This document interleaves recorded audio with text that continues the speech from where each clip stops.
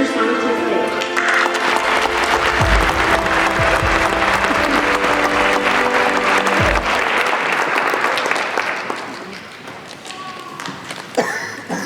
Thank you for that lovely introduction, and good afternoon, everyone. I'm so delighted to be here today. It's actually one of my most favorite things to do in my job, to attend convocation ceremonies and graduation ceremonies.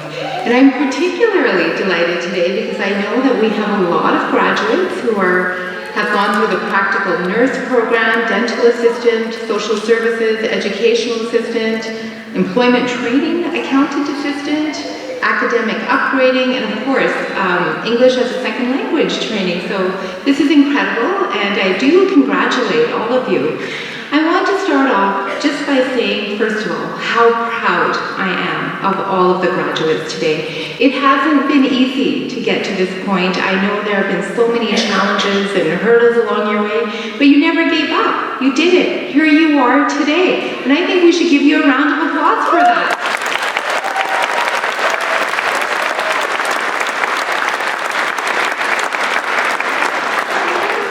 As your Minister for Advanced Education, of course I'm very proud of you, and there's another reason why. Alberta needs you. We need your talents, your skills. Your contributions are going to be immense to our community, to the social, economic fabric of our society. And so what you bring to Alberta is so much of what we need and more. Now, when I go to graduation ceremonies, I often take a few moments just to give some advice. I'm a mother of 4. I've got an older daughter who's an engineer. My second daughter is going to post-secondary. I've gone through post-secondary. I've been around for a while, so I feel like I'm qualified to give some advice. And so I'm just going to dive right in. One piece of advice I'd like to offer all of you, and I know some of you don't need it. So number one is that there really is no substitute for hard work. I've been saying this for many years. I've been saying it to graduation classes, and even through my own journey in academics and politics, I can tell you there is no shortcut. In fact, your hard work and your dedication to what you do is going to be your professional signature. It's going to be the credit that you hold amongst your peers. And really, there is no way to get to where you want to be unless you put in the time and the effort to make sure that you achieve your dreams. The second piece of advice I would like to offer you is to be fearless.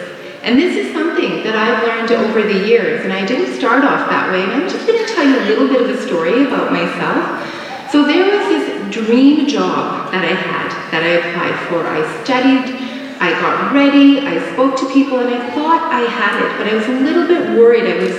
There was that fear of failure. I thought, well, what happens if I don't get it? So anyhow, I went through the process, and sure enough, surprise, surprise, I did not get that job. And I did feel like a failure, but you know what it did for me? It made me ask myself hard questions.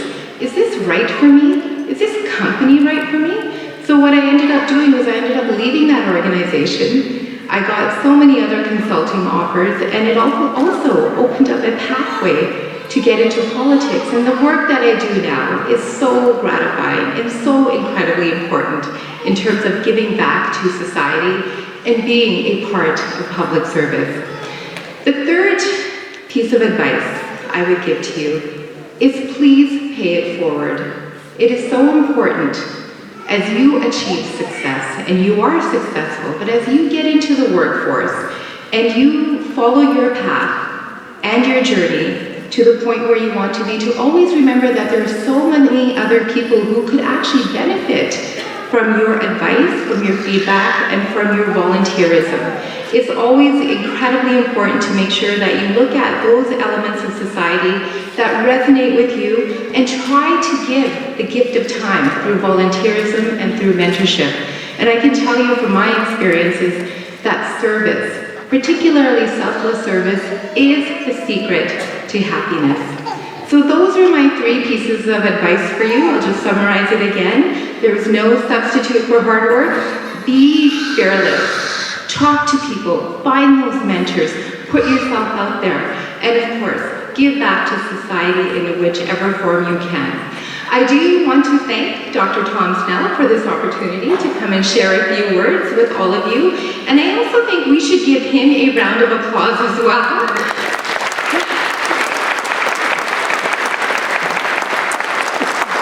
I've known Dr. Snell for many years now, and the work that he's done in this space in terms of private career colleges and providing opportunities and programming for all of you, it is so greatly appreciated, and it's not easy to do. I also want to take a moment to thank all of the administration and the faculty for all of the hard work that you put into these graduates and making sure that they get to this point here today. And of course, the biggest thank you goes to all the family members who are here today, and the loved ones, and the friends, and the sounds of the babies who are including their encouragement as well.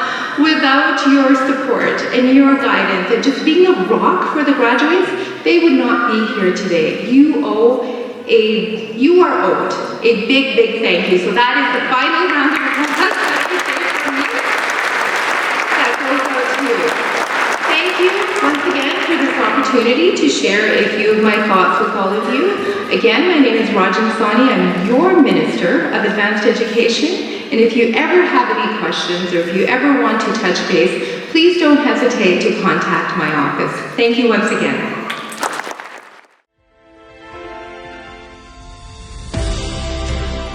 Please join me in welcoming Lisa Karlberg to the stage.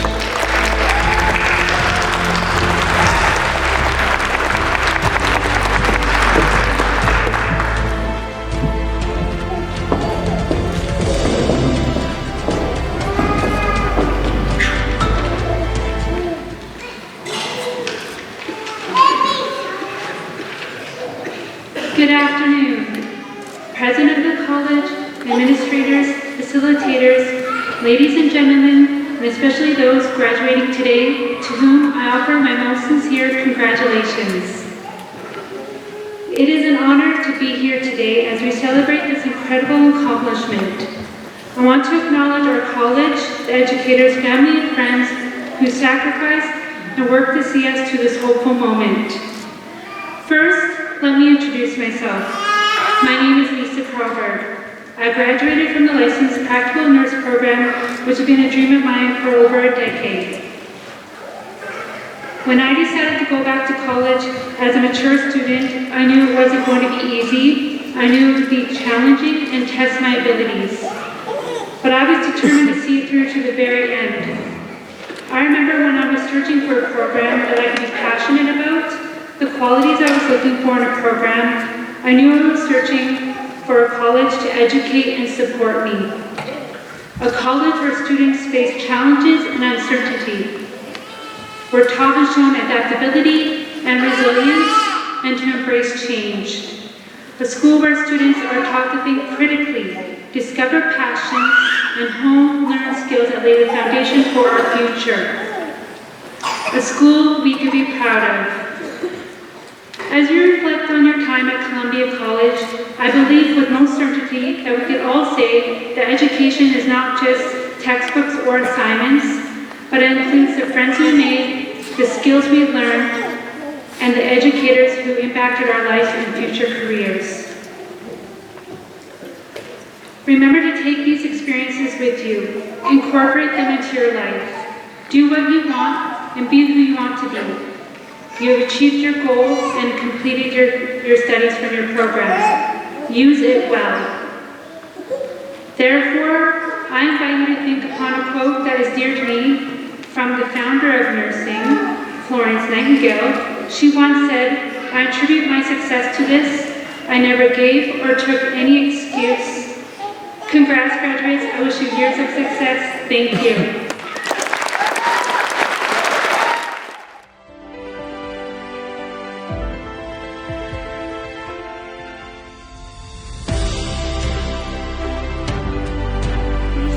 Welcoming Sumera Answer to the stage.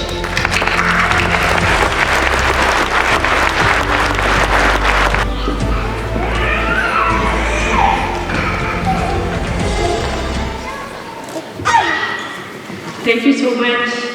My name is Sumera Answer and I am a graduate from Columbia College. Good afternoon, administrators, teachers, graduates, classmates, friends, and families. My name is Smeransa, and I am a graduate from Columbia College. I studied there as an education assistant to become a part of a greater cause, the education of our future. Ever since I was a student myself, I have had a passion to teach and to learn things and to have the ability to create an educational environment in which children could grow and flourish. They could let their creativity and imagination loose in a space for which I would hold a key. And to accumulate that key, I needed to go to a place that would guide me. So I went to Columbia College. From the facilitators to my peers, they all helped me learn things even they didn't know. They had no understanding of before, and the things I did know were only enhanced further and fortified because of them. The teachers who assisted me were not only there to assign work, but to genuinely teach me and guide me through the entire process. Not a single class went by when I felt as if my dream was fading. In fact, if anything, it became embellished.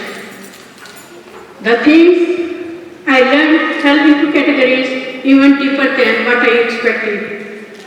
And now, when I'm working in an open environment, I could see those strategies work from theory to real life. I see those strategies work from theory to real life, resulting in the positive shifts of the students I work with. The reason I tell you all this is because I am sure many of you have the same passion and will to do something, even if it's not childcare. So let's celebrate Columbia College and all our hard work to reach our goals. Thank you so much, everyone, and enjoy your success.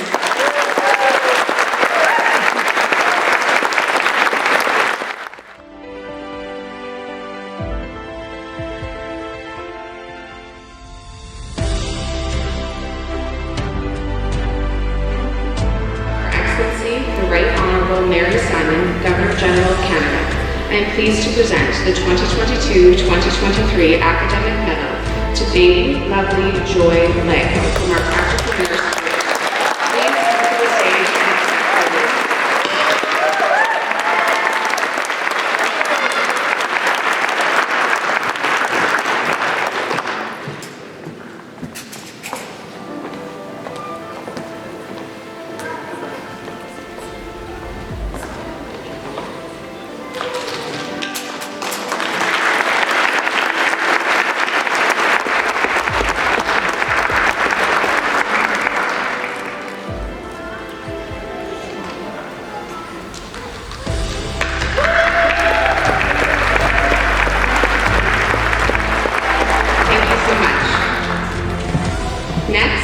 I would like to welcome our final speaker for the day, President of Columbia College, Dr. Tom Snell.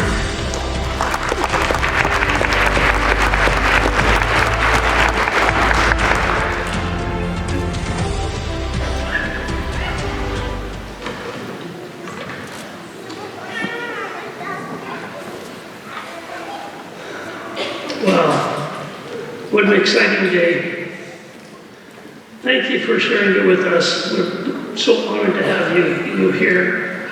We're so proud of what you've done. At this point in your life, you have to be so proud of yourself. But I know we've already clapped to celebrate you, but I want all the graduates to stand up for a moment. Please, all the graduates stand. Let's give them another round of applause.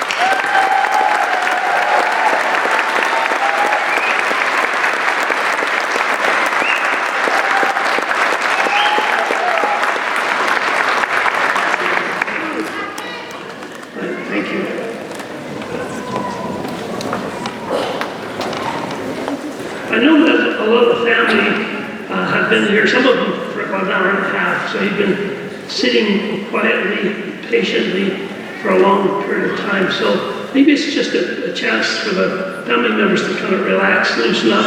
Why don't you stand up? Get all the family members to stand up, please. Everybody stand up.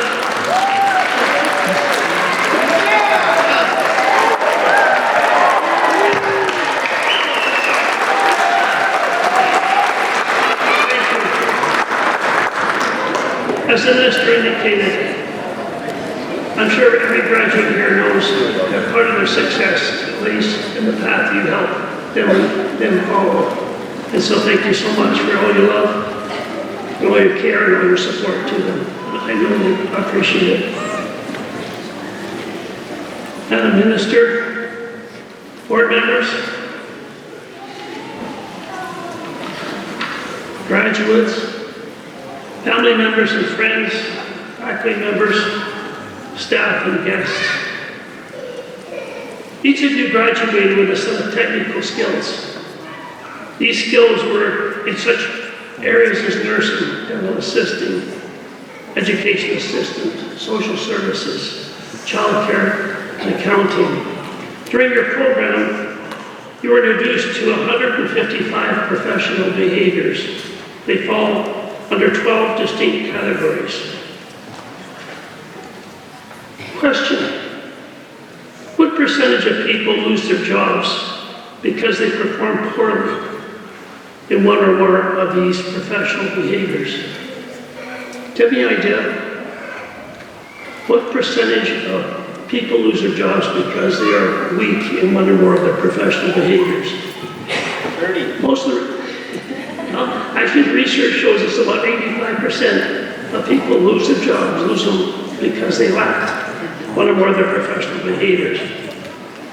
I don't want any of you to ever experience anything like that. Therefore, that is the subject of my speech. I call it success, professionalism, and professional oath. To begin with success, what is success? What is success to you? What's success in your life? Who wants to succeed? Well, quite frankly, who wants to fail? We all want to succeed, but it's a matter of defining what that means to us in our life. There's an old Japanese philosophy called Ikigai. It's 1,200 years old. It's a system that comprises 4 parts to it. These include: do what you love, do what you're good at, help make the world a better place, and get paid for your work. Those are simple statements, but quite frankly, keep in mind that Japanese have one of the oldest life expectancy rates in the world, so people who live by that obviously live a lot longer than those who don't. Columbia College added 2 practices to this list. If you turn to page 9 in your program, you all have your program booklet there? Do you all have your program booklet? Yes? No? Did you get a program booklet? Oh, good. Super. Okay. So turn to page 9 in that booklet, and you'll see the success page is right near the back there with a diagram. It consists of 6 different parts, starting with number 1 at the top of the page. Ideally, do what you love. Secondly, do what you're good at. The third one, Columbia's included, that's keep your technical knowledge and skills up to date. So acquiring them to begin with in your education is one step, but maintaining them is one of your professional responsibilities. Number 4, this is another one that Columbia's added.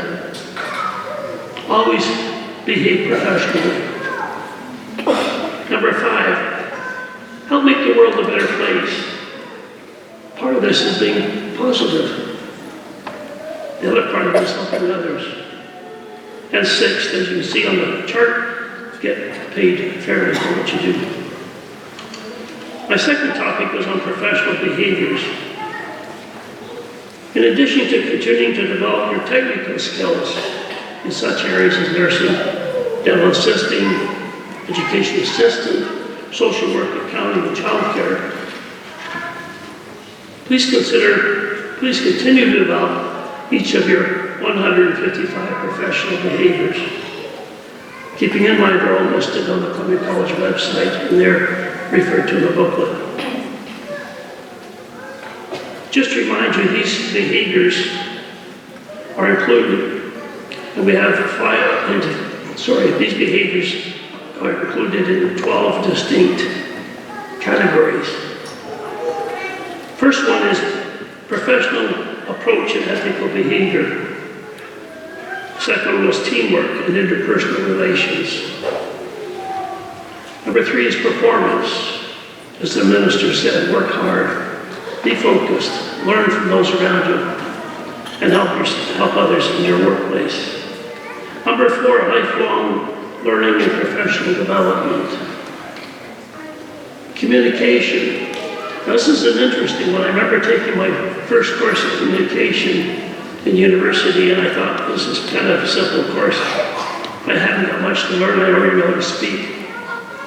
Of course, we focused more on listening, learning how to communicate, learning how to relate to other people, trying to understand them and work with them. Communication, like any of these other areas, have courses about them. Some have degrees on them. There's hundreds of books on each of these topics. Number 6, negotiating and conflict resolution. Number 7, self-concept and confidence. Number 8, problem solving and decision making. Number 9, innovative and creative thinking. Number 10, managing responsibilities. Number 11, managing stress.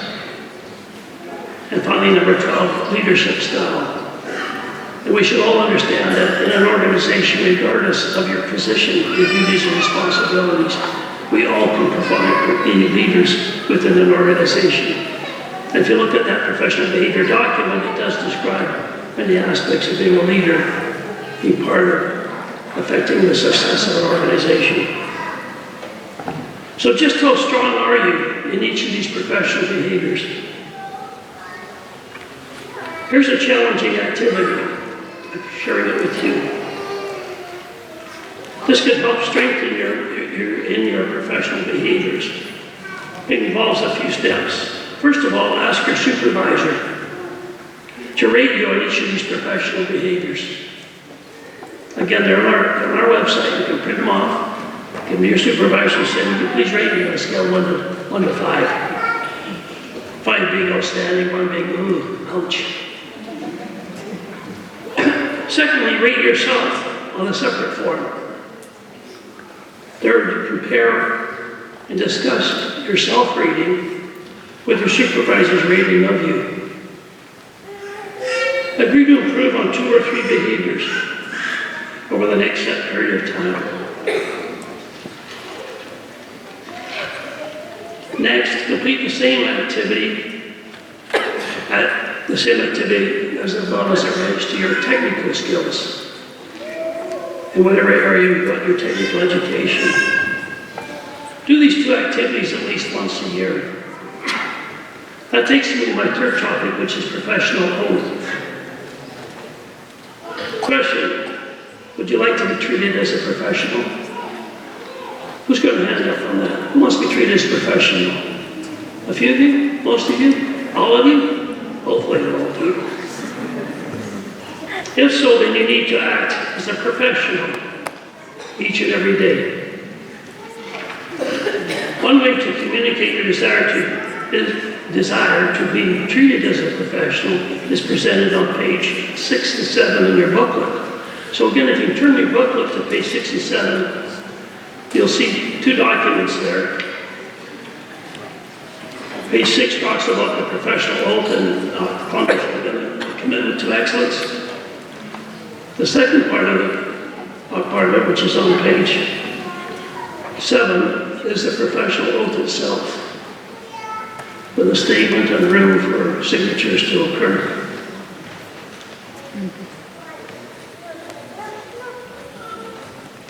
This page introduces what you could adopt as your professional oath. Please read it several times in the next week. Think about it. Decide if you agree with it, and if you're prepared to live by it. This decision is yours. Please Please note, as you cross the stage today, you will receive a copy of Columbia's professional oath. Take it home and sign it if you feel you already live by it or are not ready to live by it. Frame it and proudly hang it in your work area or at home. Read it often and ask yourself, are you conducting yourself as a professional? In conclusion, each of us needs to decide on our own path to success in life. Each of us has the choice to adopt Columbia's professional behaviors. Each of us has the choice to sign the professional oath. Your future as a graduate is yours to determine. Choose wisely. Please remember that you are, and always will be, an important member of Columbia College. Sit up, walk tall, and be proud of who you are as a Columbia graduate. Keep well. God bless.